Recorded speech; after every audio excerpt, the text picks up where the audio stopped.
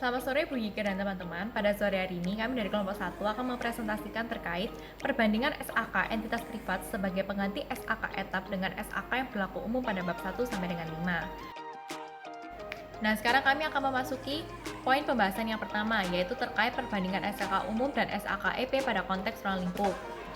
Untuk persamaannya, di sini kami menemukan dari segi tujuan.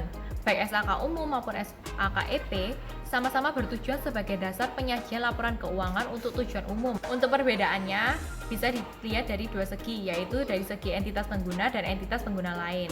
Untuk SAK umum, untuk entitas penggunanya adalah mereka yang mempunyai akuntabilitas publik kecuali entitas syariah.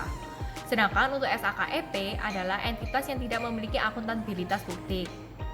Terkait segi entitas pengguna lain, untuk SAK umum tidak ada, hanya untuk entitas yang memiliki akuntabilitas publik. Sedangkan untuk SAK EP bisa digunakan oleh entitas yang memiliki akuntabilitas publik. Ya, kami akan memasuki poin pembahasan yang kedua. Dalam membandingkan SAK umum pada kerangka konseptual pelaporan keuangan dan SAK EP pada konsep dan prinsip pervasif ini bisa memiliki berbagai persamaan dan juga perbedaan. Untuk posisi keuangan dapat memasuki persamaan dan juga perbedaan. Memiliki persamaan karena keduanya membahas aset, liabilitas, dan ekuitas. Hanya saja, untuk kerangka konseptual pelaporan keuangan, aset, liabilitas, dan ekuitas dijelaskan dengan lebih detail. Sedangkan untuk SAK EP, aset, liabilitas, dan ekuitas dijelaskan dengan lebih sederhana.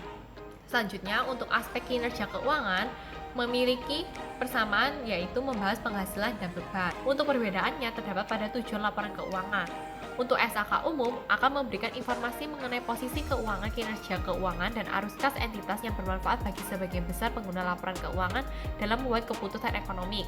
Laporan juga menunjukkan hasil pertanggungjawaban pada manajemen atas penggunaan sumber daya yang dipercayakan kepada entitas, sedangkan untuk SAK EP tujuannya adalah untuk memberikan atau menyediakan informasi mengenai posisi keuangan, kinerja, dan arus kas entitas yang berguna untuk pengambilan keputusan ekonomi oleh sejumlah besar pengguna yang tidak dalam posisi dapat meminta laporan keuangan khusus untuk memenuhi kebutuhan informasi tertentu.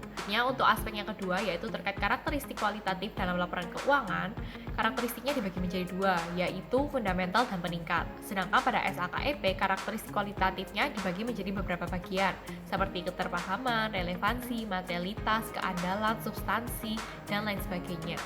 Nah, untuk aspek berikutnya terkait pengakuan unsur-unsur laporan keuangan, pada kerangka konseptual pelaporan keuangan akan diakui jika ada kemungkinan dan dapat diukur secara andal. Sedangkan pada SAKE, selanjutnya untuk pengukuran elemen pada laporan keuangannya pada kerangka konseptual terdiri dari biaya historis, biaya kini atau current value, nilai realisasi, dan juga nilai sekarang atau present value. Sedangkan pada SAKEP terdiri dari biaya historis dan juga nilai wajar atau fair value. Nah, selanjutnya di poin ketiga, kami akan membahas terkait perbandingan PSAK 1 dan SAK EP pada konteks penyajian laporan keuangan. Dalam PSAK 1 mengatur tentang persyaratan penyajian laporan keuangan, struktur laporan keuangan, dan persyaratan minimal isi laporan keuangan. Berbeda dengan SAK entitas privat, laporan keuangan menyajikan secara wajar posisi keuangan, kinerja keuangan, dan arus kas entitas. Penyajian wajar mensyaratkan representasi tepat dampak dari peristiwa dan kondisi lain sesuai dengan definisi dan kriteria pengakuan aset, liabilitas, penghasilan, dan beban yang diatur dalam konsep dan prinsip pervasif. Sehingga bisa dilihat perbedaan antara SAK EP dengan PSAK 1 terletak pada laporan keuangan lengkap. Dalam penyajian laporan keuangan, PSAK patuh terhadap semua standar dan pengungkapan atas PSAK, sedangkan SAK EP juga hanya mematuhi SAK EP. Dalam PSAK, penyajian laporan keuangan memiliki tanggung jawab atas laporan keuangan tersebut, sedangkan SAK EP, laporan keuangan tidak dinyatakan mematuhi SAK EP. Oleh karena itu, persamaan yang bisa kita lihat yaitu terdapat pada dasar akurasi dan kelangsungan usaha yang digunakan oleh PSAK dan SAK EP sama, dan mereka sama-sama memiliki keunggulan masing-masing. Jadi ini kita bisa melihat persamaan dan perbedaan antara PSAK 1 dengan SAK EP dalam laporan posisi keuangan. Jadi persamaan yang pertama adalah pos tambahan, di mana itu adalah judul dan subtotal dalam laporan posisi keuangan. Yang kedua ada cara penyajiannya sama. Oke. Yang ketiga ada aset lancar. Yang keempat ada aset tidak lancar. Lalu ada liabilitas jangka pendek dan jangka panjang juga. Lalu ada pengungkapan terkait modal, yang intinya itu perlu mengungkapkan setiap kelas modal saham dan mendeskripsikan setiap cadangan dalam ekuitas. Lalu kita masuk ke perbedaannya. Yang pertama adalah pos-pos yang jumlahnya harus disajikan. Lalu ada pertimbangan penyajian tersendiri juga berbeda. Nah, lalu ada perbedaan dalam subklasifikasi. Lalu ada perjanjian penjualan yang mengikat untuk pelepasan besar atas aset atau kelompok aset dan liabilitas. Nah, di PSAK 1 tidak ada penjelasan, tetapi di SAKEP perlu mengungkap informasi deskripsi aset yang dijual itu apa saja. Nah, selanjutnya ada reklasifikasi instrumen keuangan menjadi instrumen ekuitas. Lalu selain dari laporan keuangan, bisa dilihat juga ada perbedaan dan persamaan dari laporan laba rugi. Nah, persamaannya itu ada ruang lingkup, penyajian tambahan atas laba rugi dan penghasilan komprehensif lain. Ketiga, ada pos judul dan subtotal tambahan. Keempat, pos luar biasa. Kelima, analisis beban. Lalu perbedaannya, yang pertama ada pos-pos yang jumlahnya harus disajikan. Kedua, ada pajak penghasilan. Ketiga, ada pendekatan laporan. Dan keempat, ada informasi tambahan. Selanjutnya, saya akan menjelaskan terkait penerapan laporan keuangan CV Suka Perkebunan berdasarkan SAK Etap dan PT Astra Agro Lestari Tbk berdasarkan PSAK. Berikut merupakan laporan posisi keuangan dari CV Suka Perkebunan dan juga PT AALI. Dalam SAK Etap, laporan posisi keuangan memuat informasi mengenai aset, kewajiban, dan ekuitas suatu entitas pada periode tertentu.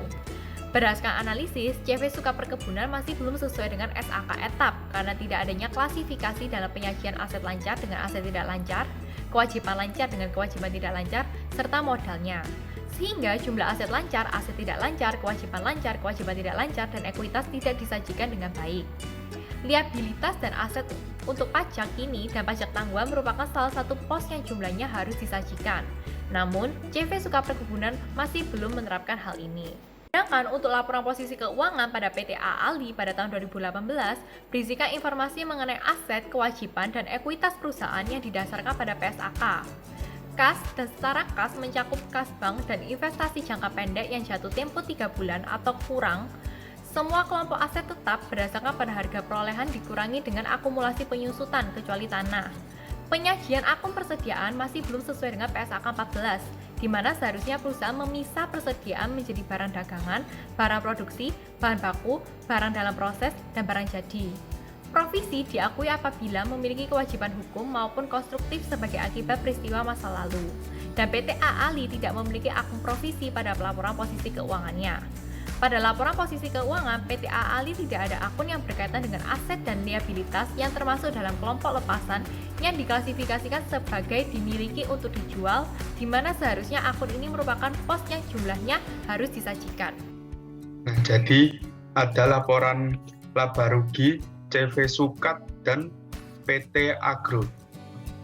Nah, kedua laporan laba rugi ini menyajikan informasi periode 2018 dan diikuti dengan periode 2017.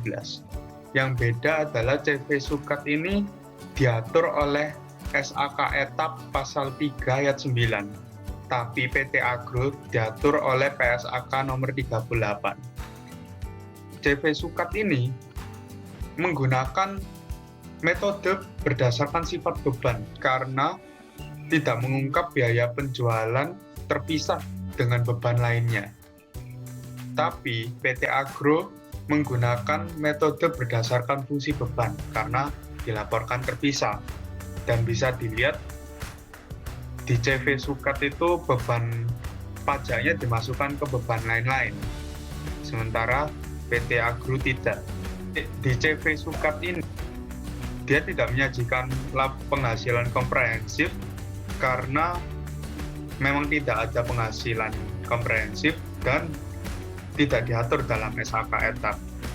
Tetapi PT Agro menyajikan penghasilan komprehensif sehingga memunculkan subjumlah pada pos ini. Terima kasih.